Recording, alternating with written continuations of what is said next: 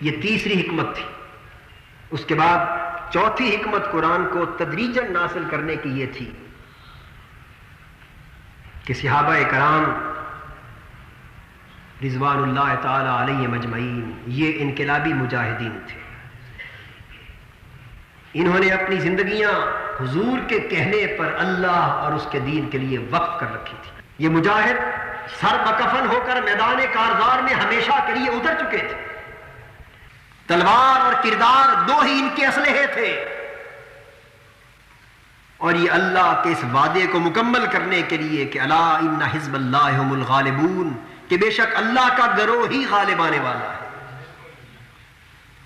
اور یرید اللہ ان یحق الحق بکلماتہ ویقطع دابر الکافرین، کہ اللہ کا ارادہ یہ ہے کہ وہ حق کو حق ثابت کر دے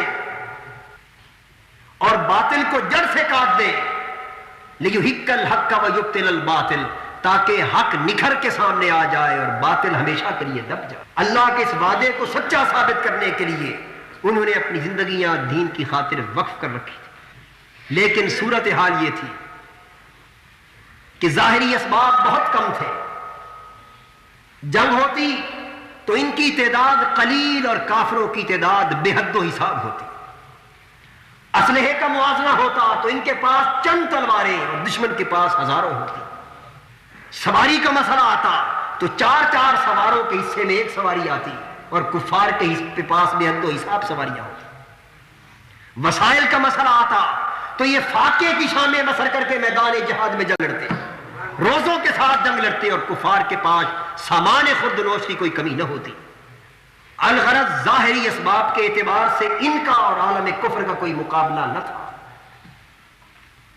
صرف ایک ہی شے پر انہیں بھروسہ تھا، اور وہ بھروسہ اللہ کی رحمت اور اس کے فضل و کرم پر تھا.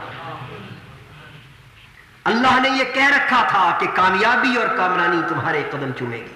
لہذا کئی موقع ایسے آتے جب ظاہری اسباب کے لحاظ سے انہیں مایوسی کا سامنا کرنا پڑتا، ظاہراً پریشانی دامنگیر ہو جاتی، اور قرآن رفتہ رفتہ اتر کر جب پریشانی کا کوئی وقت آتا تو چپکے سے خدا کا ایک پیغام آ جاتا کہ میرے حبیب کے غلاموں پریشان نہ ہونا، خدا تمہارے ساتھ ہے. بس ہر آیت جو اللہ کی مدد کا وعدہ لے کے اترتی اس سے ان کے دل چار گنا ہو جاتے، ان کی قوت بڑھ جاتی، ان کا توکل جوان ہو جاتا، ان کی ہمتوں میں اضافہ ہو جاتا. اور جب میدان کارزار میں جاتے اور دیکھتے کہ کس طرح خدا کی مدد اترے گی، ہم تو تھوڑے ہیں، وہ کثرت میں ہیں، اور حالات تو ہماری مخالفت میں جا رہے ہیں، تو پھر یہ آیت اترتی کہ پیارے تو انہیں کہہ دے یمددکم ربکم بخمسۃ آلاف من الملائکۃ مسومین، میرے حبیب کے غلاموں تم پریشان کیوں ہوتے ہو؟ اگر تم تھوڑے ہو تو ہم 5000 فرشتوں کو تلواریں دے کر اتار دیں گے، وہ تمہارے ساتھ مل کر میدان میں جنگ لڑیں گے. ادھر آیتیں آتی، ادھر مسلح فرشتے لباس پہن کر تلواروں کے ساتھ جنگ کرتے ہوئے دکھائی دیتے. اور صحابی حضور سے کہتا کہ آقا مجھے سمجھ نہیں آتی کہ میری تلوار ابھی فلاں کافر کی گردن تک پہنچی بھی نہ تھی کہ اس کا سر قلم ہو گیا، یہ کیا ماجرا ہے؟ حضور فرماتے کہ کیا خدا کا یہ وعدہ ابھی نہیں اترا کہ میں نے 5000 فرشتوں کو تلواریں دے کر اتار دیا کہ جاؤ میدان میں جاؤ، میرا ابو بکر ایک چھڑی لے کر تلوار کی صورت میں لڑ رہا ہے، ابو بکر کی چھڑی چلنے سے پہلے فرشتے تیری تلوار کافر کا سر قلم سنا. یہ رفتہ رفتہ قرآن کیوں اترتا تھا؟ اس لیے کہ جب ایک صورتحال پیدا ہوتی قرآن کی 2-4 آیتیں اتر کے صحابہ کی ڈھارس باندھ دیتی، اور یوں ہر گھڑی چند آیتوں سے، چند نئے وعدوں سے انہیں نئی تقویت پہنچتی، نیا حوصلہ ملتا، نئی عزم اور ہمت کی دولت نصیب ہوتی، اور پھر جب اللہ کی رحمت کے نظارے دیکھتے تو ان کا ایمان کامل سے کامل تر ہوتا چلا جاتا. اور اگر سارا قرآن دفعتاً ایک ہی مرتبہ اتار کے رکھ دیا جاتا تو پھر کب یہ صورت ہوتی کہ بدر کا معرکہ ہو اور آیت نہ اترے؟ تو کبھی بدر کا میدان ہے اور آیتیں اتر رہی ہیں، کبھی خندق کھد رہی ہے اور آیتیں اتر رہی ہیں، کبھی احد کا موقع ہے اور آیتیں اتر رہی ہیں.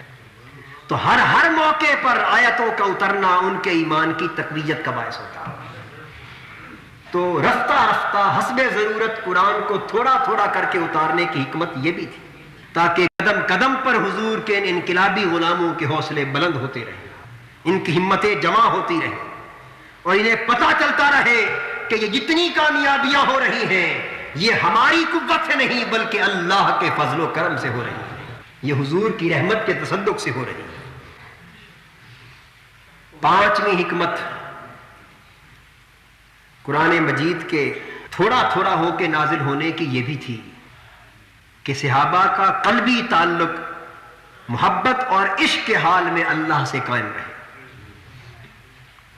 وہ اس طرح کہ احادیث اور سیرت کی کتابوں میں آتا ہے کہ جب کوئی وحی حضور پہ اترتی تو حضور کی حالت دیکھنے والی ہوتی تھی, حضور کی کیفیت دیدنی ہوتی. جب وحی کا نزول ہو رہا ہوتا اس کیفیت کو دیکھ کر صحابہ جان لیتے کہ محبوب کا محبوب کی طرف پیغام آ رہا. تو وہی تو قرآن تو حضور پر اترتا لیکن اس نظارے کو دیکھ کر ان عاشقوں کے دل دہل جاتے, دھڑک اٹھتے. تو یعنی اللہ کے پیغام کے اترنے کا منظر دیکھ کر ان کے دل میں عشق اور محبت کی آگ بھڑک اٹھتی. تو لمحہ